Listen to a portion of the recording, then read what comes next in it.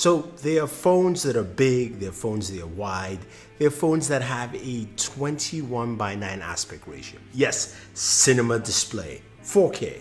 I'm talking about the Xperia One from Sony. Let's do some gaming. So the brand new Sony Xperia One is finally here. It was announced at MWC.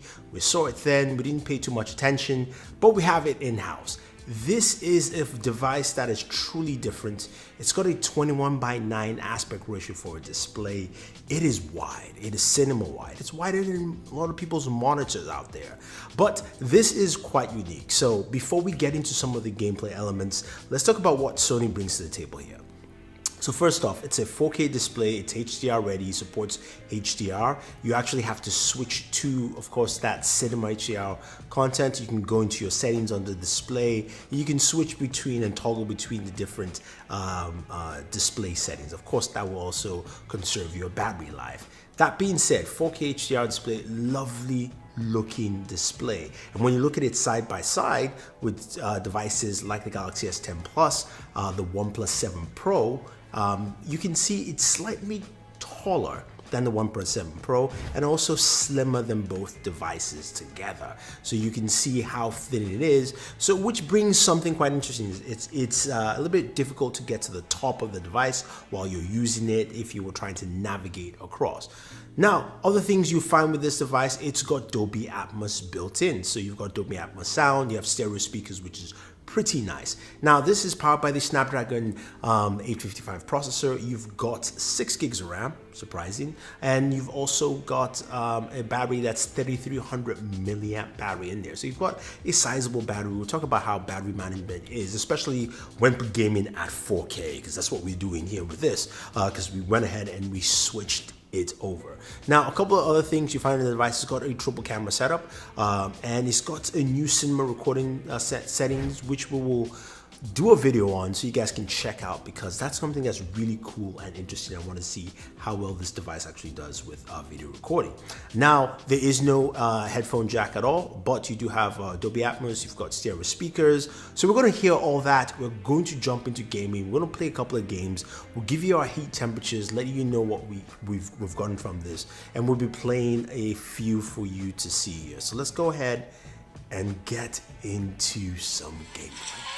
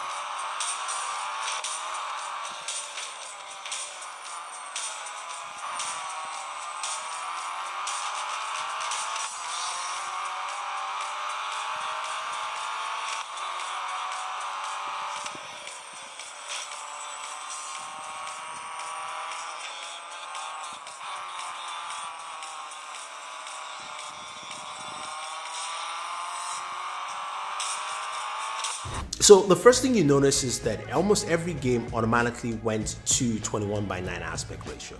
I didn't have to do anything. It looks like it's fully supports that, which is nice. Now this is running Android 9.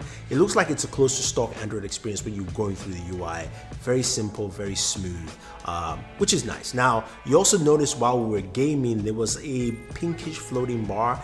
That is the game enhancer, which allows you to do screen recordings up to 1080p, and also make sure that you're maximizing your system, you're gaming to with the most processing power of your system. It's not too in-depth in terms of settings, but it's still nice. Now, the games themselves, they all ran really well. When we played Fortnite, we played PUBG, we played Asphalt 9, and even all the games like Real Racing 3, those handled well and ran really good. Real Racing 3 was the only game that didn't expand all the way to 21:9. Again, maybe that's because they haven't done an update for the game, but the newer games all came up to 21:9 and it ran well. In terms of temperatures, max temperature I got was about 97, what I'm seeing on screen is about 96, but it ran really cool, which is what I liked. I couldn't play Call of Duty Mobile because the beta has ended, but hopefully when that comes out, I'll be able to do that for you guys to see. But I'm liking the performance here. Now, speaking of the battery, 3300. When we started gaming, it was about 88%. By the time we were done gaming for about 2 hours or so, we got about roughly 63%. So that 4K display does drain your battery life if you're gaming in 4K.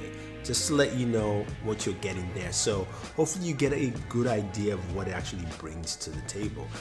But this is really smooth, it is fast, and I like the overall performance. Also, the speakers are quite loud. You've got that haptic feedback built into it, giving you kind of like a rumble bass feel to the speakers as well.